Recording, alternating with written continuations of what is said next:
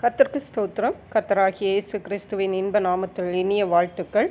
இன்றைய தியானத்திற்காக ஜெபித்த பொழுது தேவன் தந்த வசனம் யாக்கோபு எழுதின நிருபம் 5ஆம் அதிகாரம் 14ஆம் வசனம்.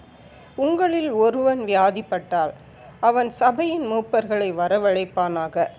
அவர்கள் கர்த்தருடைய நாமத்தினாலே அவனுக்கு எண்ணெய் பூசி அவனுக்காக ஜெபம் பண்ண கடவர்கள்.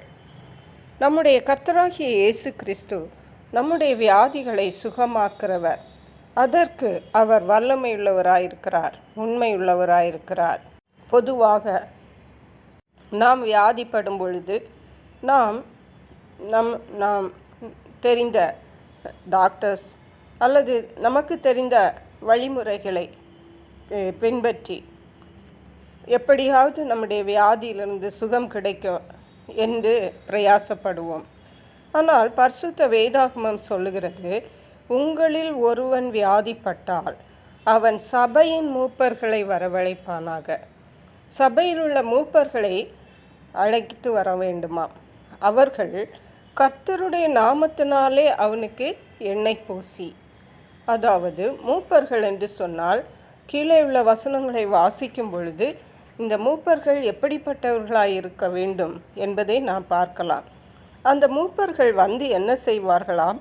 கர்த்தருடைய நாமத்தினாலே வியாதிப்பட்டவனுக்கு எண்ணெய் பூசி அவனுக்காக ஜெபம் பண்ண கடவர்கள். அவனுக்காக ஜெபம் பண்ண வேண்டும்.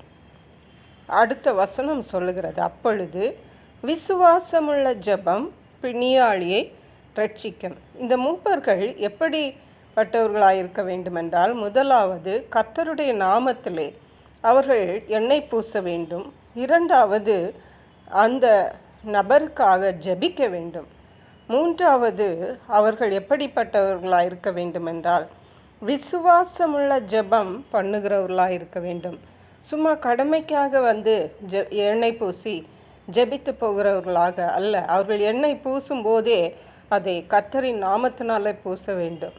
ஜெபிக்கும்போது விசுவாசத்தோடு ஜெபிக்க வேண்டும். அப்பொழுது கர்த்தர் அவனை எழுப்புவார். ஏனென்றால் விசுவாசமுள்ள ஜெபம் பிணியாளியை ரட்சிக்கும். இந்த மூப்பர்கள் விசுவாசத்தோடு ஜெபிக்கும் பொழுது அங்கே விடுதலை தேவன் கொடுக்கிறார். விசுவாசம் இல்லாமல் அவர்கள் ஜெபித்தால் அங்கே விடுதலை வருவது கடினம். கர்த்தர் அவனை எழுப்புவார். அவன் பாவம் செய்தவனானால் அது அவனுக்கு மன்னிக்கப்படும். சில வியாதிகள் நாம் செய்கிற பாவங்களினால நமக்கு வருகிறது. அப்படிப்பட்ட வியாதிகளுக்கு தேவன் நம்முடைய பாவங்களை மன்னித்து நம்முடைய வியாதிகளை சுகமாக்குற தேவன். 16ஆம் வசனம் சொல்லுகிறது, நீங்கள் சொஸ்தமடையும்படிக்கு உங்கள் குற்றங்களை ஒருவருக்கொருவர் அறிக்கையிட்டு ஒருவருக்காக ஒருவர் ஜெபம் பண்ணுங்கள். சில பாவங்கள், பெரிய பாவமோ சின்ன பாவமோ, நம்முடைய சுகத்துக்கு அவைகள் தடைகளாக இருக்கலாம். அப்படிப்பட்ட பாவங்கள் நம்மில் இருக்கிறதா என்பதை நாம் அடையாளம் கண்டு கொண்டு நாம் ஒருவருக்கொருவர் மன்னிப்பு கேட்டு அதை அறிக்கையிடுவதோடு மட்டுமல்ல, ஒருவருக்காக ஒருவர் ஜெபிங்கள். யார் நம்மை பற்றி தவறாய் பேசினாலோ, யார் நமக்கு என்ன தீமை செய்தாலோ, அல்லது நாம் மற்றவர்களுக்கு தீமை செய்தாலோ நாம் அதை அறிக்கையிட்டு மற்றவர்களுக்காக நாம் ஜெபிக்க வேண்டும். அவர்களுக்காக, நமக்கு தீமை செய்வர்களுக்காக ஜெபிக்க வேண்டும். ஒருவேளை நாம் தீமை செய்தோமானால் நாம் அவர்களுக்காக ஜெபிக்க வேண்டும்.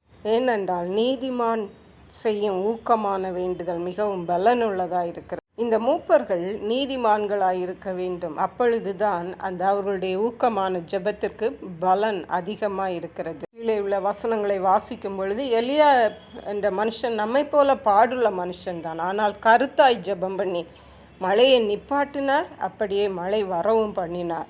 அருமையான கர்த்தருடைய பிள்ளைகளை, ஒருவேளை நாம் விசுவாசத்தில் குறைய இருந்தால் சபையில் உள்ள மூப்பர்களை நாம் அழைத்து நமக்காக ஜெபிக்கும் பொழுது நிச்சயமாகவே தேவன் நமக்கு சுகம் தருவார். கர்த்தர் தாமே இந்த வார்த்தைகளை ஆசீர்வதிப்பாராக. ஜெபிப்போம். எங்களை கிருபை நேசித்து பாதுகாத்து வழி நடத்துகிற எங்கள் அன்பின் தகப்பனை, ஆசீர்வதிக்கப்பட்ட இந்த நல்ல நாளுக்காக நன்றி. இந்த நாளிலும் கர்த்தர் எங்கள் நோய்களை சுகமாக்குறவர் என்றும் சபையில் உள்ள மூப்பர்கள் ஜெபிக்கும் பொழுது நீர் எங்களுக்கு விடுதலை தருவீர் என்று, எங்கள் பாவங்கள் மன்னிக்கப்படும் என்று எங்களோடு பேசியிருக்கீங்கப்பா. நன்றி பரிசுத்த ஆவியானவரே. துதிகன மகிமை மக்கை செலுத்துகிறோம். மீட்பர் இரட்சகருமாகிய இயேசு கிறிஸ்துவின் இன்ப நாமத்தில் ஜெபிக்கிறோம் எங்கள் அன்புள்ள பரமபிதாவே. ஆமென். God bless you.